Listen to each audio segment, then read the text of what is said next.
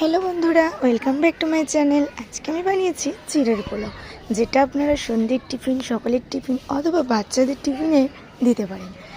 এর জন্য আপনাকে নিতে হবে মোটা চিড়ে। আমি নিয়েছি 150 গ্রাম মোটা চিড়ে এবং চিড়েটাকে ওয়াশ করে নিলাম, কারণ চিড়েতে অত্যাধিক ধুলো থাকে।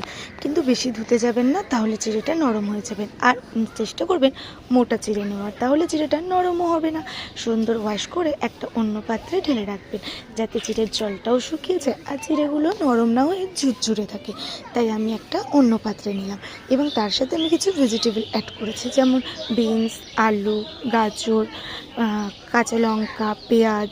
আপনারা চাইলে আরও কিছু উপকরণ অ্যাড করতে পারেন।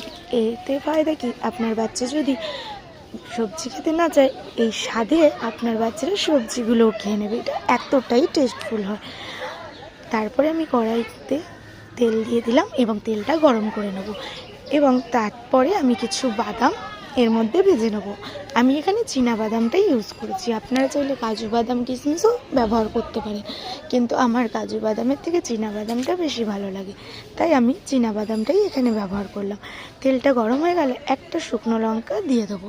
এটা কোনো ঝালের জন্য না, একটু ফ্লেভারফুল এবং টেস্ট আরেকটু ভালো হয় তার জন্য দেওয়া। আপনারা চাইলে স্কিপ করতে পারেন।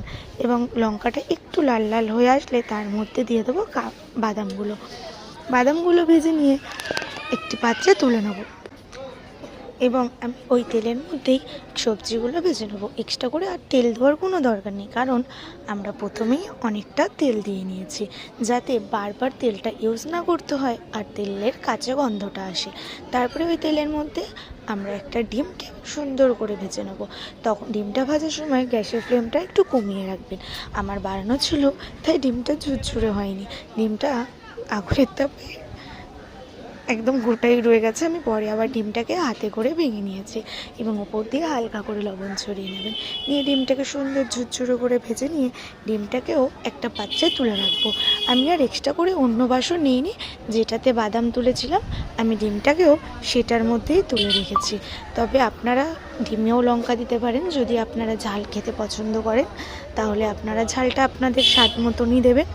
আমি এখানে যেহেতু আমার ছোটো বোন খাবে, তাই সেখানে আমি আর লঙ্কা ইউজ করলাম না। আমি প্রথমেই যেটুকু লঙ্কা কেটে রেখেছিলাম দুটো, সেই লঙ্কাটুকুই দেবো এবং ডিমটা তুলে নেওয়ার পর সেই পাত্রেতে